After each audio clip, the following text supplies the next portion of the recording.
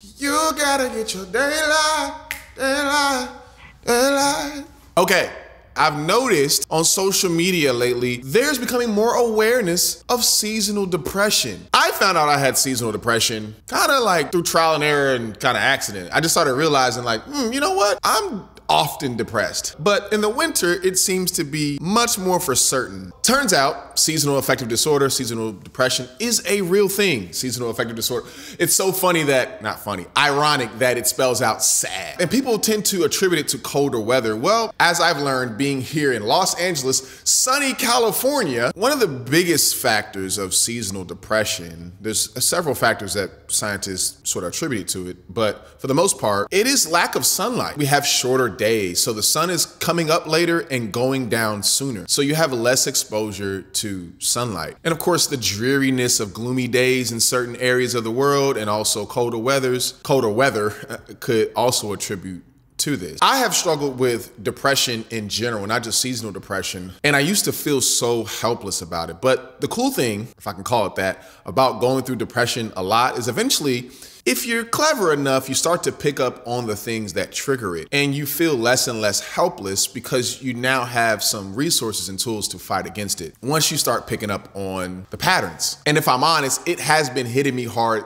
this winter, and I want to be empathetic with people about this. Even when you know you have the resources to fight against it, it doesn't make the depression feel any less real.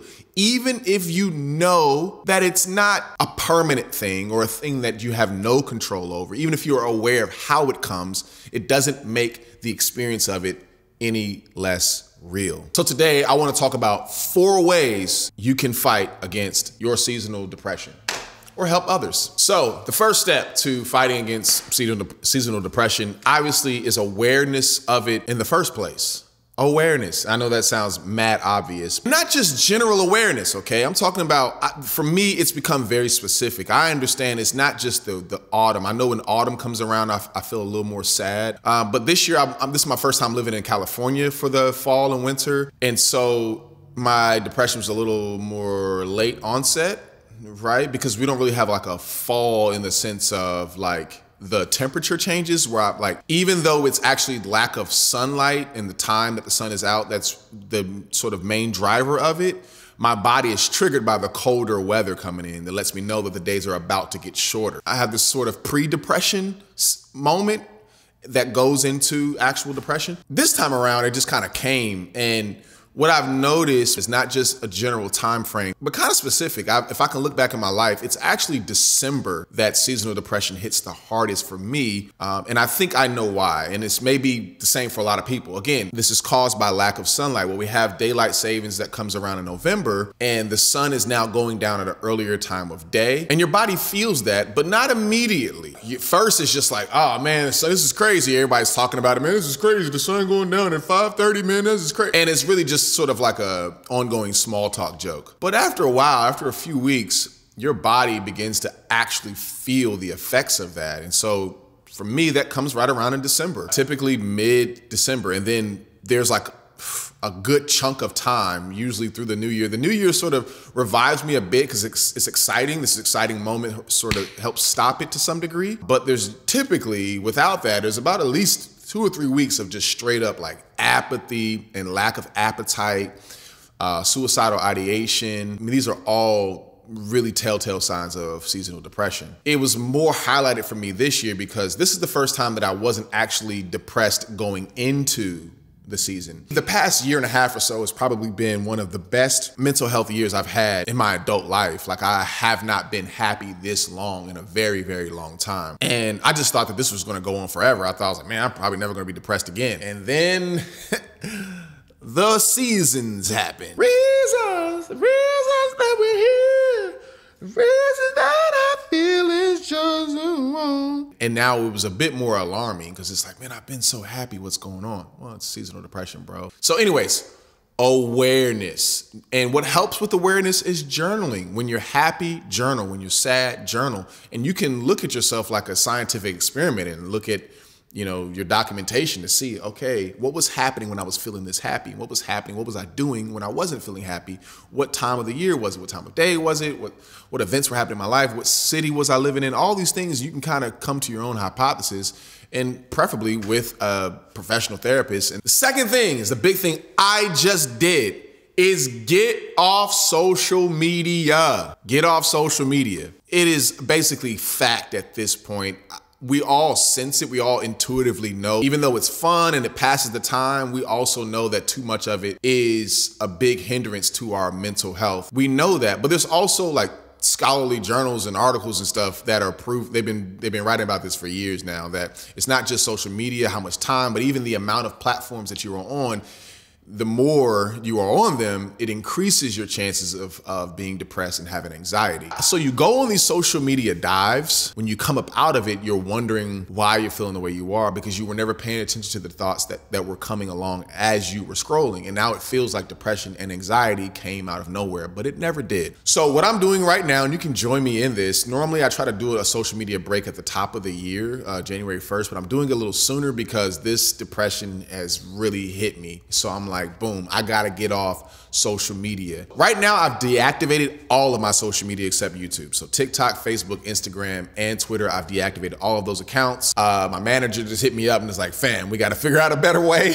I was being impulsive. I'm like, bro, I gotta get off this thing, right? What will likely happen in the next day or two is that I'll reactivate my Instagram at least, give my password to my manager, have him log in, and then change my password for me, and I won't know it, and that way he can still promote my new EP that just came out, Merry Christmas anyway. It's a Christmas project that I'm really excited about, and still just be posting content in general. The stuff that I'll be posting on YouTube can still go to my Instagram without me being on there. And through this method, instead of just deactivating, if I deactivate, then that can be short-lived. I can't have it deactivated completely because I'm a content creator.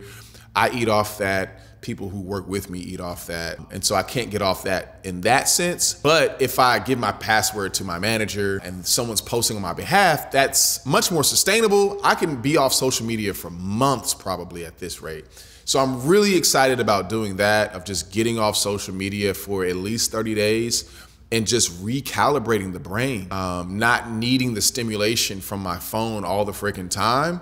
I challenge you, if you are susceptible to depression in general and seasonal depression, it is a good thing to take an intentional break away from social media. The next tip is to get more sun. Be intentional about sunlight exposure. In general, if you struggle with depression, sunlight exposure is a huge thing. Getting your vitamin D naturally definitely helps with your mental mood and be able to regulate your mood. We're meant to be outside. And so I know that can be really tough when a lot of us have indoor jobs, work from home or whatever, but on your lunch break, if you can step outside and get 30 minutes of sun exposure or more, especially if it's a gloomy day and the sun is not brightly exposed, they say you need to have at least an hour of sunlight exposure. Open up the windows, let as much sun in as possible. I know there's some people who like to work in the dark, and maybe that works for some people, like to work in a windowless room or have their blinds closed with a lamp on.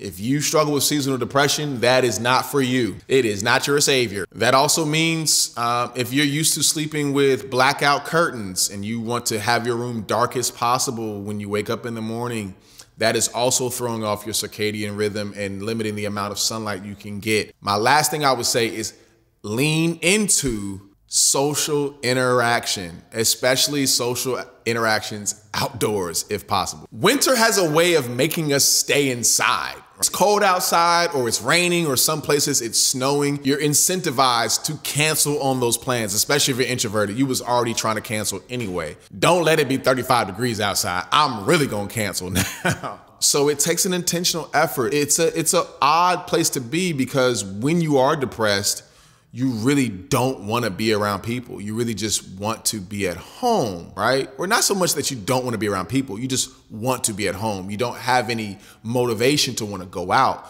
So you have to intentionally push against that desire to want to stay in and interact with people. We are naturally communal beings. We need people. And many times I've experienced myself, when I don't feel like going out and I do it anyway, I end up really realizing how much I needed that. I'm like, man, I'm really glad I went out and got to hang out with people. It takes you away from woe is me. It gives you a greater perspective around life, and you feel like you're more involved with other people. And if you can do it outside, even better. Now you're getting your sunlight and you're getting your social interaction at the same time. Let me know in the comments, are you someone who struggles with seasonal depression? Have you tried things that worked for you that I didn't mention in this video? Leave that in the comment section. And I'm looking forward to getting back. I know I've been absent for a minute. A lot of that has to do with the mental struggle I've been going through. And I had to take a little break and kind of come in when I need to, but I'm really looking forward to implementing all these things that I have done in the past that I know have worked, and I'm doing it again so that I can show up as not just a content creator, but a content creator, someone who is content with the work that he does and the way that he shows up in the world. I want all of us, if you are a content creator out there, I want all of us to be not just content creators, but content creators.